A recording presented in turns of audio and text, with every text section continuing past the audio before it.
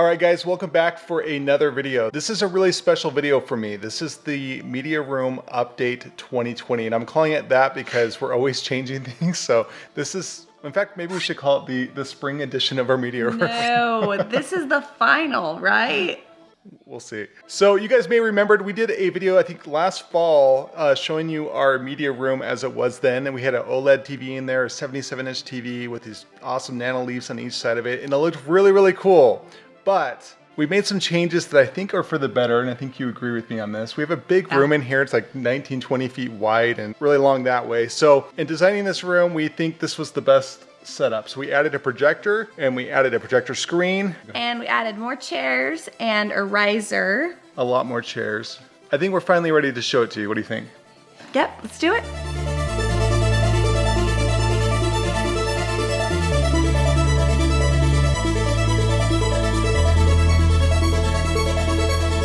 All right, guys, I think the plan is we're just gonna work our way forward in this room towards the screen. So let's start with over here. Yeah, maybe we can just explain how the layout changed over here. If you remember, this table used to be a bar behind our single row of theater seating, and we were able to find another home for it over here because we really like this glossy white. Yeah, we used to have a different table right here, and I think just sandwiching them together like that makes a fun table. And I like that it's kind of modern too, and it ties in with kind of the rest of the effect that we're going with the room. So we still have finishing touches. You'll see in this game side of the room. Stuff like this is hard to rush, but we're gonna do a really beautiful window seat over here that's nice and cushy and comfortable. Some pretty wall decor over here. And around the corner, we'll show you this little niche, which we'll also be finishing out and really making more classy, just more decorated, more finished. It's still kind of unfinished up here. Let's talk about this dark room that no one wants to talk about.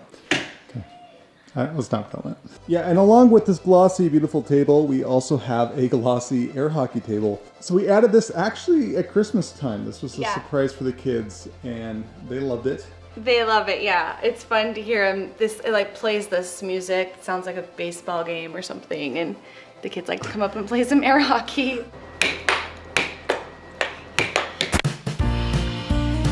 So you may remember we did a video about these posters that we made, and we get a lot of questions about them, so maybe we could go into a little bit more detail. But this stretchy spandex fabric we got from Spoonflower way back in the day when we built our last house, and we had these posters printed on it. We built these little frames and stretched the fabric over them, and then behind them they've got some insulation, so they're great for acoustics in a theater room. We love them. They're very stretchy and just have a really cool, I think, clean, classy look to them. Really a fun way to create some posters. At some point we'll probably update them with some more current movies that we like. But you've got to love the classics. Yeah. At one point we even thought about putting some LED lights behind them so that they would kind of illuminate the image on the fabric, which I think could be a really cool look. So maybe we'll experiment with that down the road. It could be fun, something fun to do. So yeah, but we love the posters. We're glad that we were able to repurpose them in this house, and think they just add a nice theater touch in here.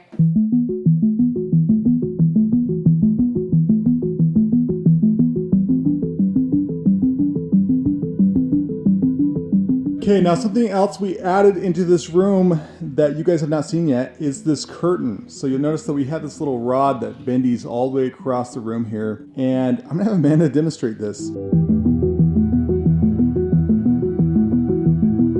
So with these blackout curtains, they're really good for just getting that extra light out. We do have these blackout shades back here that work pretty good, but this just really makes sure it gets dark in there. Also, it kind of helps with the sound, kind of keeping everything contained within there. It doesn't completely do it, but it helps a lot. And believe it or not, I didn't make these curtains, Amanda did. Well, I mean, I semi-made them. Basically what we did, we have 10-foot ceilings in here, so I got these 10-foot panels from Amazon. They're blackout panels, and I just sewed them all together. Fancy, right? Not really, but it does the job. And now we've got one giant curtain. It was kind of a pain in the butt to secure this bendy rod thing that we got on Amazon so that we could kind of contour it to the direction we wanted it to be. Yeah. It turned out really good, and it wasn't that expensive. All in all, how much did this curtain cost to make? About $350. $350. So $350, if you guys were to buy a curtain that would be the whole span of this room, which is about 20 feet wide, it would cost astronomically more. So this is a more cheaper, efficient way to do it. Yeah. Buying it in panels, sewing them together, and then buying this Amazon bendy rod thing up here. $350 is still a lot of money, but way, way less if you were to try to do it maybe a more conventional way. And just buy the pre-made panels. Don't buy raw fabric because it actually usually ends up being cheaper just to buy them pre-made. Sew them together. Yes, this is probably the biggest surprise, like gamble thing we did in the room that I'm really happy with. I think it turned out really good. Yeah, so. it did. And just like that, it's closed. See, it's easy peasy. Ta-da. So yeah, it's really nice. It opens up the space again. There's our curtains, so.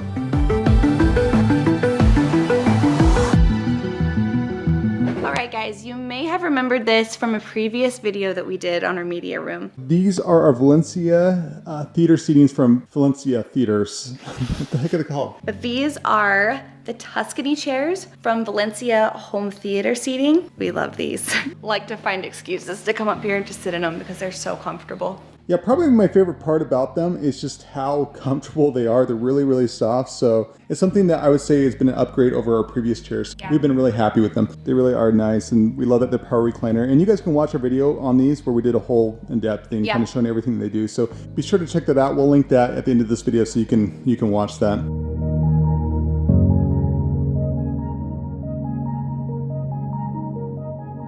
So underneath these chairs is this platform right here. We did not have this before. My buddy Josh, who's like an ultra handyman, he had this cool idea to do this floating effect. So underneath it, we were able to put these LED lights under. And these are the Philips Hue lights, those light strips that you can buy that will change colors, and you can use your home assistant. So we use Siri to turn them off and on, and it controls the whole room. I think it adds a nice little accent. And then we just had it carpeted over with our matching carpet below. And I think it's turned out really nice. One thing we did add to these chairs, you notice right here, is this platform that we built to raise the seat a little bit, just to ensure that everybody could see the screen and you're not looking at the back of people's heads. In the front of the room, we have this like zero border 195-inch projector screen. It's awesome. It's awesome. But honestly, having this 77-inch OLED TV in here that we used to have, it looks so good. But it did drive me nuts a little bit with the amount of people you could get in this room all staring at the smaller screen. And 77 inches is big for a screen, but it's not great if you're trying to host a bunch of people in a room. There's something magical about having a huge screen to look at when watching a film. It just really immerses you in, just the same way that if you're sitting in a movie theater watching something. So I've been so happy with this upgrade. Wouldn't you say that it's changed your life drastically? It really has been so fun, and family movies up here with the kids, that's really been fun. Yes.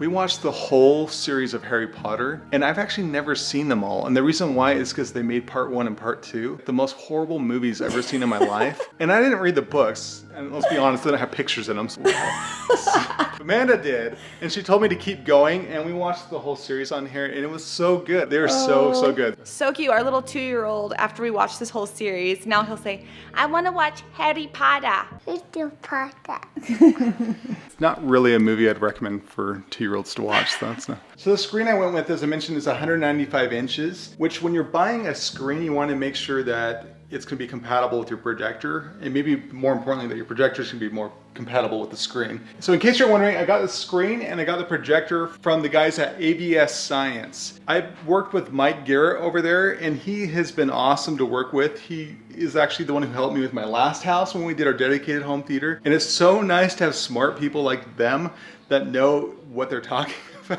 So it gets very complicated with your seating distances, how much light your projector needs to put out with the screen that's going to be compatible with it. So I highly recommend them. This is not sponsored in any way. If this is something you're looking at getting, I'll link in the description below ABS Science for you so you can go check them out. So you might notice that the size of the screen is a little bit different than your traditional TV size. A traditional TV size is 16:9, and this is a anamorphic or CinemaScope screen. The reason we went this screen size is because when you go and watch a movie, you'll notice that most movies, not all movies, but most movies have black bars at the top and bottom. And that's actually a really good thing for screens like this because it takes up the whole screen and you don't have those black bars at all. Whereas on a 16:9 traditional TV set, you would see the black bars. That's something that was important for me to go with, being that we're primarily going to use this room for watching movies. For TVs, it's great for watching most of your content like sports or TV shows. Even some movies are filmed with 16:9 aspect ratio in mind. The one trade-off of going with the anamorphic screen is with a 16:9 image on here, what ends up happening is that the screen goes beyond the projector, so you get some light source on the top and bottom.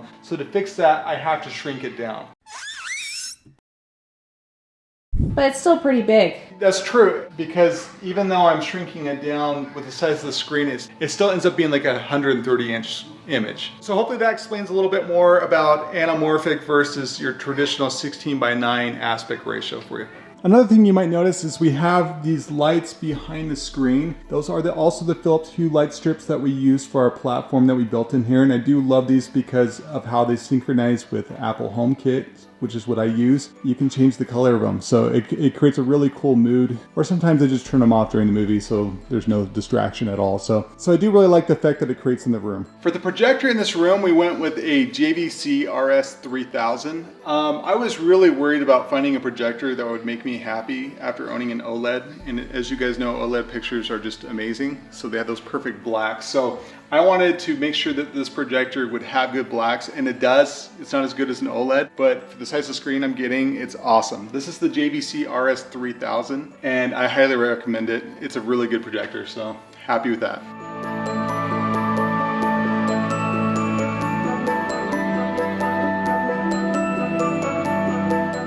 Okay, so in this room we also have our speakers. These are the same speakers we had previously with our old setup. These are Triad Speakers, and they sound really good. I'm really happy with them. The one thing that is different about them though is that we did spread them out a little bit. So these two side speakers in the front, we obviously pushed them to the side of the screen, and these are actually designed to be in wall. Because they're getting kind of far out, my buddy Josh built kind of a wedge casing for them to point them back so we could ensure that it's getting the best audio experience possible. We also have the two 12-inch subs that look like they're probably 2-inch subs with how wide of angle I'm filming right now here.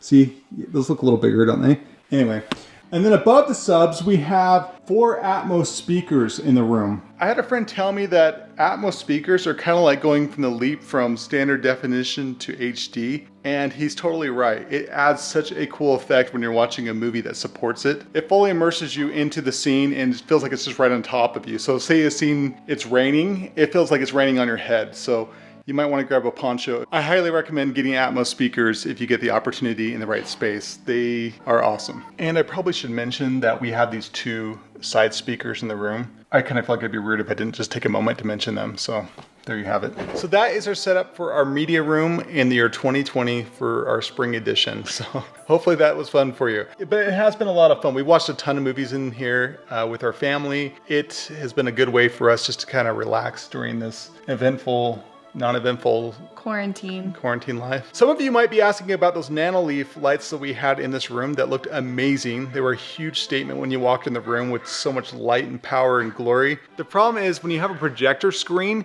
you don't want any added light in the room. So it's something we had to move somewhere else. And that somewhere else is actually the man cave of mine.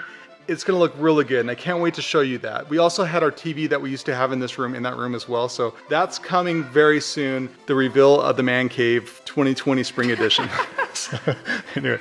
Thanks for watching. We hope all of you are staying safe. See you guys. Bye. Goodbye. You wanna watch Harry Potter?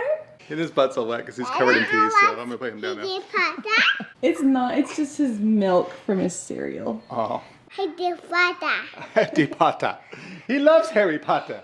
He loves it. He loves it.